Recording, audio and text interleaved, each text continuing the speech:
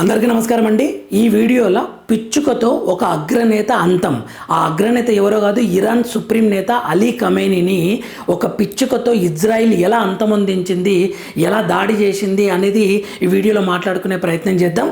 Israel పిచ్చుకతో అంటే ఇది ఒక క్షిపణి. దీని పేరు ఎందుకు వచ్చింది అంటే బ్లూ స్పారో అనమాట. ఆ క్షిపణి పేరు ఏంటి అంటే బ్లూ స్పారో, నీలి పిచ్చుక.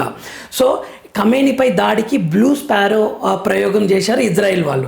ఇరాన్ సుప్రీం నాయకుడు ఖమేనీని హతమార్చడానికి ఇజ్రాయెల్ బ్లూ స్పారో క్షిపణిని ఉపయోగించింది. దీని యొక్క ప్రత్యేకత ఏంటి అంటే అమిత వేగం, అనూహ్య ప్రయాణ మార్గం వంటి ప్రత్యేకతలు కలిగిన ఈ నీలి పిచ్చుకను దీనికి యుద్ధ రంగంలో తిరుగులేదు. అత్యంత భద్రత కలిగిన దేశాధినేతలను చంపడానికే ఇది ఉపయోగపడుతుంది, అనువైన అస్త్రం అని చెప్తున్నారు. ఇక్కడ ఏమిటి బ్లూ స్పారో అని అంటే ఇది నింగి నుంచి, ఆకాశంలో నుంచి ప్రయోగించే ఒక బాలిస్టిక్ క్షిపణి తరగతికి చెందిందనమాట.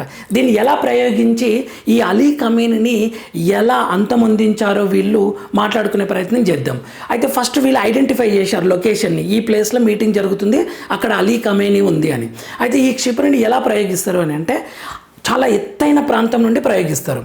ఈ బ్లూ స్పారోను చాలా ఎత్తులో ప్రయాణిస్తున్న యుద్ధ విమానం నుంచి ప్రయోగిస్తారు. ఇది యుద్ధ విమానం, చూడండి, ఇది యుద్ధ విమానం, ఇది బ్లూ స్పారో నీలి పిచ్చుక, ఇది క్షిపణి యాక్చువల్గా. సో ఎప్పుడైతే ప్రయోగిస్తారో ఇది నిటారుగా పైకి వెళ్తుంది.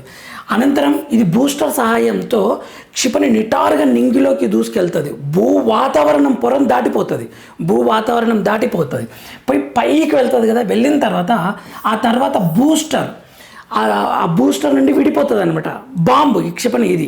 ఓకే, ఆ తర్వాత క్షిపణి ముందు భాగం బూస్టర్ నుంచి విడిపోయి నేల మీద టార్గెట్ ఫిక్స్ చేసుకుంటారు కదా, ఆల్రెడీ ఫిక్స్ చేసి ఉంటారు కదా.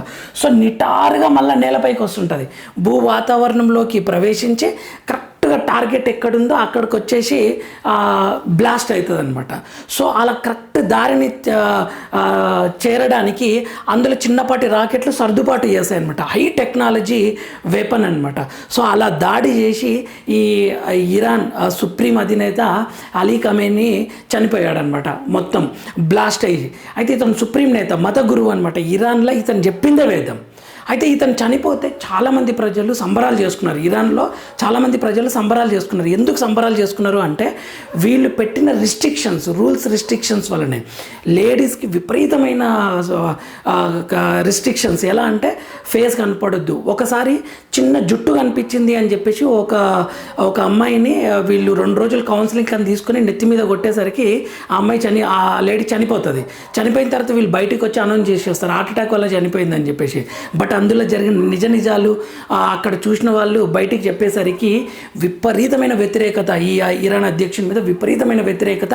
అందుకే ఇతను చనిపోవడంతో అక్కడున్న ప్రజలు చాలా సంబరాలు చేసుకున్నారు. ముఖ్యంగా అక్కడున్న స్త్రీలు చాలా హ్యాపీగా సంబరాలు చేసుకున్నారు.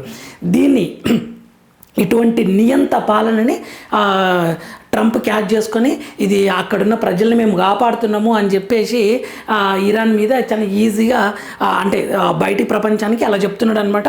అక్కడున్న ప్రజలైతే చాలా హ్యాపీగానే ఉన్నారు ఈ ఈయన సుప్రీం నేత చనిపోవడం వల్ల.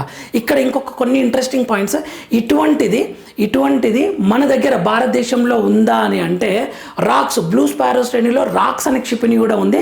ఇది ఇజ్రాయెల్తో మాట్లాడి ఈ టెక్నాలజీని తీసుకొని ఇటువంటి యుద్ధ విమానాలని, ఇటువంటి క్షిపణుల్ని భారతదేశంలో కూడా ఈ క్షిపణులు భారీ సంఖ్యలో కొనుగోలు చేసేందుకు మన దేశం యోచిస్తుంది అనమాట. సో భారత్ వద్ద కూడా ఇటువంటి క్షిపణులు ఉన్నాయి, నో డౌట్.